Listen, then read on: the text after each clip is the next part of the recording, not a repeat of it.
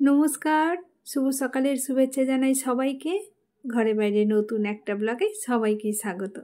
আশা করি আপনারা সবাই ভালো আছেন, আমরাও ভালো আছি। আজকের দিনটা হয়ে গেল কালী পুজোর দিন, 20 অক্টোবর সোমবার। ঘড়িতে এখন হয়ে গেছে 8টা। সকাল সকাল রওনা দিয়ে দিলাম চিত্তরঞ্জনের উদ্দেশ্যে। ট্রেন আমাদের হাওড়া থেকে ছেড়ে দিয়েছে। আজকে যেহেতু আমার উপোস, সে কারণে ট্রেনে আর কথাবার্তা বলিনি। ট্রেনে উঠেই শুয়ে পড়েছিলাম। ব্যাস পৌঁছে গেলাম চিত্তরঞ্জনে। ঘড়িতে এখন হয়ে গেছে 11:30। বাড়ি পৌঁছে সোজা চলে এসেছিলাম দিদিদের বাড়িতে, সে কারণে মাঝখানে আর কিছু ক্লিপ তোলা হয়নি। ঘড়িতে এখন হয়ে গেছে 7:30। এখন এই যে পুজোর জোগাড় করতে বসেছি। ঠাকুরমশাই পুজো করতে বসে গেছেন। আর এই সব কাজগুলো প্রত্যেক বছর করি না, দিদিরাই করে নেয়। কিন্তু এই বছর দিদিদের লোক মারা গেছে, সে কারণে দিদিরা করতে পারবে না বলে আমরাই বসেছি। যেমন দিদির ননদরা এসছে, আর দিদির যে সমস্ত যারা আছে তাদের সব বাপের বাড়ির লোকেরা।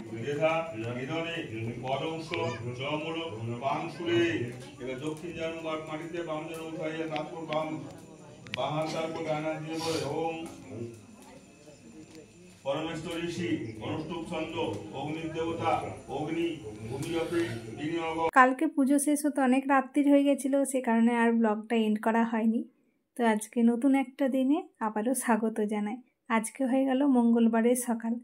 তো এখানে রান্নাবান্না হচ্ছে দুপুরের খাওয়া দাওয়ার জন্য। দিদিদের যেহেতু লোক মারা গেছে, দিদিদের বাড়িতে রান্নাবান্না হবে না, সে কারণে বাইরে রান্না হচ্ছে। লাল শাড়ি পরা দিদি ছোট ননদ, আর যে এগিয়ে যাচ্ছে সেটা হলো দিদির সেজো যা। তো এটা জামাইবাবুদের একটা নতুন বাড়ি, ব্যবসার জন্য বানিয়েছে। চলুন একবার বাড়িটা দেখাই। বিশাল বড় বাড়ি বানিয়েছে। এই রুমটা বিশাল বড়, তবে এখনও পুরো কাজ কমপ্লিট হয়নি, অনেক কাজ বাকি আছে। আর এর গায়ে আছে ছোট্ট রুমটা, যার মধ্যে রান্নাবান্না হচ্ছে। দল বেঁধে সবাই চলে এসেছি, কারণ এখন তো বাড়িতে কোনোই কাজ নেই।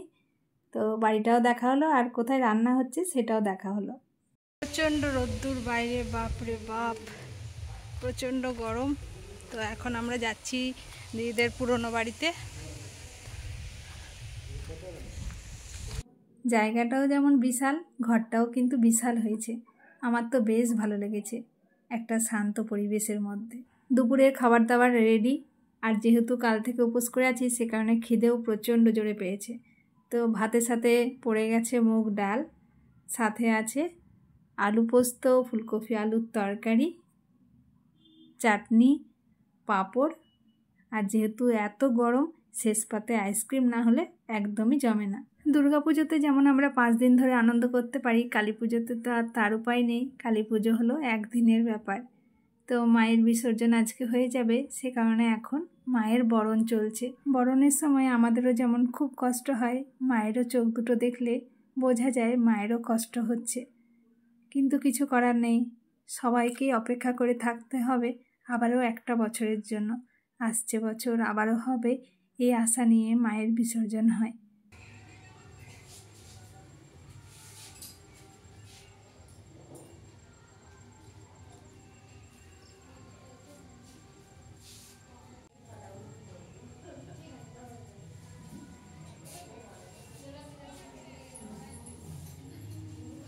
মায়ের বরণ তো হয়ে গেল, এবার হবে একটু সিঁদুর খেলা। তবে অন্যবারে দিদিরা 5 যা থাকে আর একটু ভালো লাগে, কিন্তু এবারে ওরা 5 যা নেই, সে কারণে একটু ফাঁকা ফাঁকা লাগছে। এইদিকে আমরা মেতে উঠেছি সিঁদুর খেলায়, আর বাচ্চারা বাইরে আনন্দ করছে বাজি নিয়ে। দিদিদের এই কালী পুজোটা যেহেতু আদি পুজো, বাড়ির পুজো, অনেক বছর থেকে হয়, সে কারণে কিন্তু পুজোর প্রত্যেকটা কাজ নিয়ম মেনে হয়। নিয়মের বাইরে একদমও হয় না। প্রত্যেক বছরের মতো এই বছরও 8:30 বাজার সাথে সাথেই মাকে ধীরে ধীরে এগিয়ে নিয়ে যাওয়া হচ্ছে নিরঞ্জনের পথে। আর মাকে বিসর্জন দেওয়া হয় দিদিদের নিজেদেরই পুকুরে। বাড়ির সামনেই পুকুরটা, তবে এখন কিছুক্ষণ বাড়ির বাইরে নামিয়ে রাখা হবে। দিদিদের পাড়ার যে সমস্ত মানুষজন আছে, যারা কালকে পুজো দিয়েছিল, তারা সবাই আজকে আসবে, মাকে বরণ করবে, তারপরে মাকে বিসর্জন দেওয়া হবে। তো এখন এখানে কিছুক্ষণ নামিয়ে রাখা হবে। এদিকে বাচ্চারা যে সমস্ত ফটকা এনেছিল সেগুলো তো সব ফাটাবে, কারণ বাচ্চাদের তো এটাই আনন্দ। সবাই বলছে অনেক পরিবেশ দূষণ হচ্ছে, কিন্তু তারা কি আর মানে? শব্দ দূষণ আর বায়ু দূষণ যাই হোক না কেন, এখন তারা সব বাজি ফাটাবে, তারপরেই কোনো কথা শুনবে। কারোর কোনো কথাই শুনছে না, তবে বেশ ভালোই লাগে। আর এই তো আনন্দ, এই কালী পুজোর সময়ই বাজিটা একটু বেশি ফাটানো হয়। তো চলুন দেখতে থাকুন, আশা করি ভালো লাগবে। আজকের ভিডিওটা আপনাদের কেমন লাগলো অতি অবশ্যই কমেন্টে জানাবেন, আর ভালো লেগে থাকলে একটা লাইক করবেন, আর চ্যানেলটাকে সাবস্ক্রাইব করে আমার পাশে থাকবেন। সবার বরণ হয়ে গেছে, এদিকে বাচ্চাদেরও বাজি মোটামুটি শেষ। এবার মাকে বিসর্জনের জন্য এগিয়ে নিয়ে যাওয়া হবে। এবার মায়ের বিসর্জনের সময় হয়ে এসেছে, ঘড়িতে হয়ে গেছে 9টা। আর দিদিদের পুকুরে মায়ের বিসর্জন হয়। এটা হলো দিদিদের পুকুর।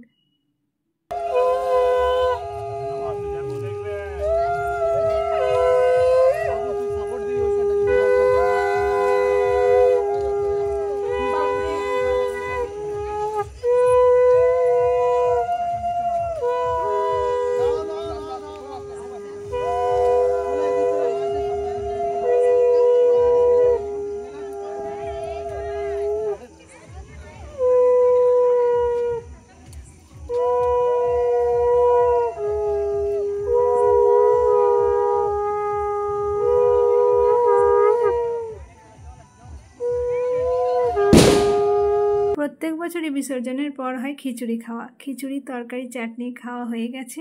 আর আজকের মতো ব্লগটা এই পর্যন্তই রাখছি। আবার ফিরে আসবো নতুন একটা ব্লগ নিয়ে। আপনারা সবাই সুস্থ থাকবেন, ভালো থাকবেন, সাবধানে থাকবেন। দেখা হবে খুব শীঘ্রই পরের একটা ব্লগে। বাই।